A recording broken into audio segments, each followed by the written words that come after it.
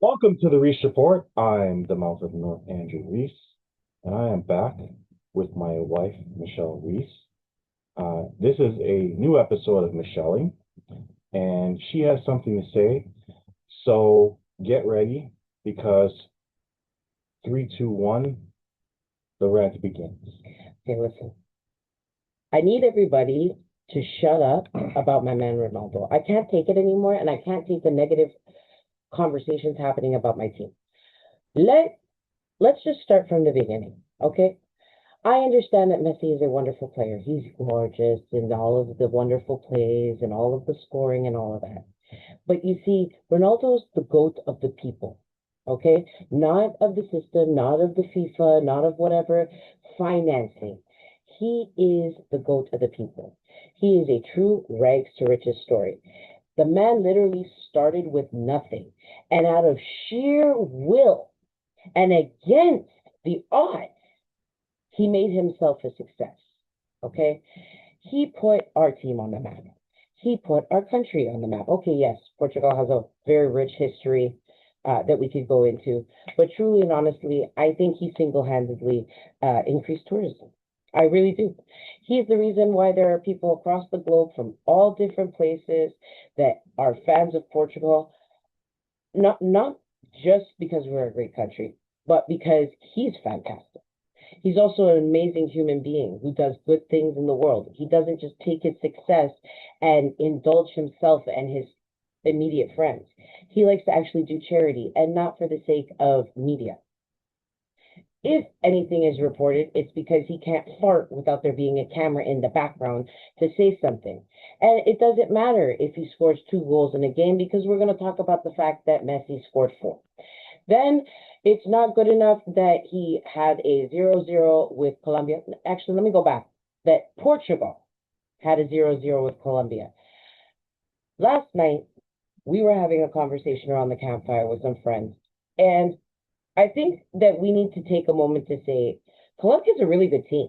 Of course. And as one of the announcers said, they have never had a 0-0 draw in the first round of any World Cup ever, which means that Portugal was the first to do that. So we can talk about the fact that Ronaldo didn't get a goal, but we can also talk about how really good our team was at defending, how amazing our goalie performed. Because as I have stated on numerous occasions, yes, I love Ronaldo.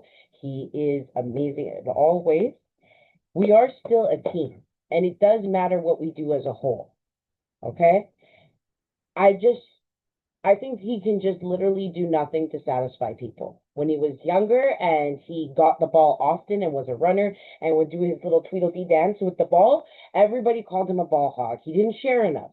Now he stands back and he's trying to get his team members to be involved as well, doing things like he did in the previous game, letting someone else score the goal instead of himself, not worrying about setting a world record of how many goals in World Cup history.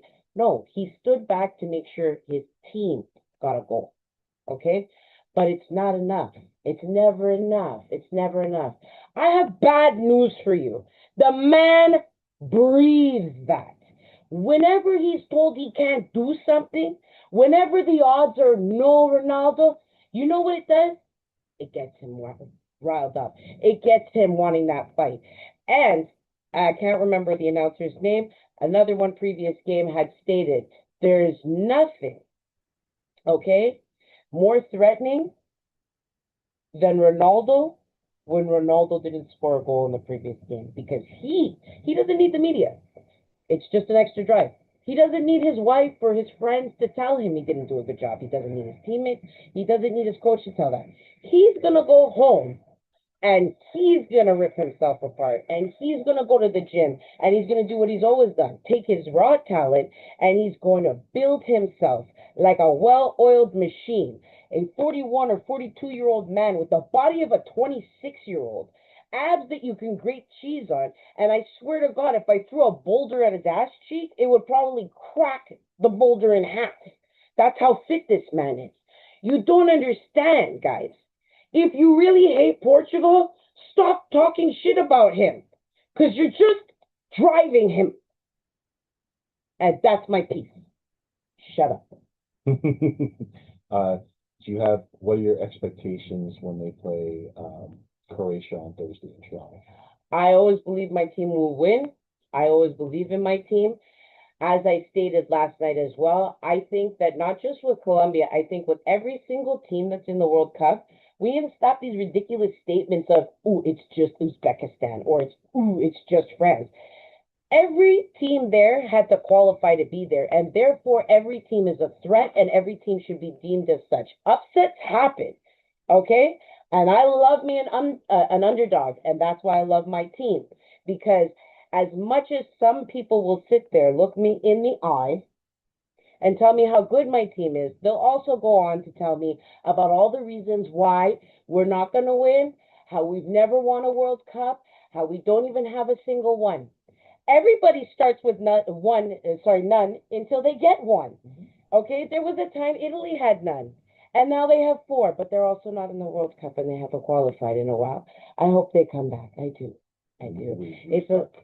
It's okay because you know what? The fact that your team's not in is the whole reason why there's so many people with Canadian jerseys. Because it's like every single Italian in Canada is like, okay, well, we're Canadian today, we're Cakers today, you know. But we have to respect every team. So Colombia was a great team. I'm not going to look at Croatia any differently. They are a threat that we have to train for, we have to work for, and we have to get it done. Oh, one other thing. Martinez, the coach. Yes.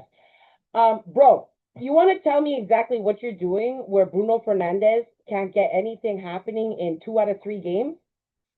Why is the pass back thing happening so much? Like, dude, can you go back? Can you watch previous games? Can you watch previous years? You need to change your tactics, bro, because the entire world sees it. Okay? I think that you need to rethink things. Okay? And certain teams will see happen on the field and will fire their coach. But this is Portugal, so instead we're gonna poop on Ronaldo because why can't he do everything all by himself and be perfect? Now I'm done. Okay. So that's this episode of MichYELLING. My wife has ranted. I hope she feels better now. We will hope to bring you another episode of the Reese Report previewing the knockout stages before they start. We've already had Canada win the round of 32. They beat South Africa 1-0 on a 90th minute goal. 91. By Stefan Eustáquio. So that's great news for us. We're very happy over here about that. And we'll try to preview that if we have time before the rest of the knockout games start. But for now, I'm the mouth of North Andrew Reese. That's my wife, Michelle Reese. This has been the latest episode of MichYELLING. We hope to bring you more. Stay tuned.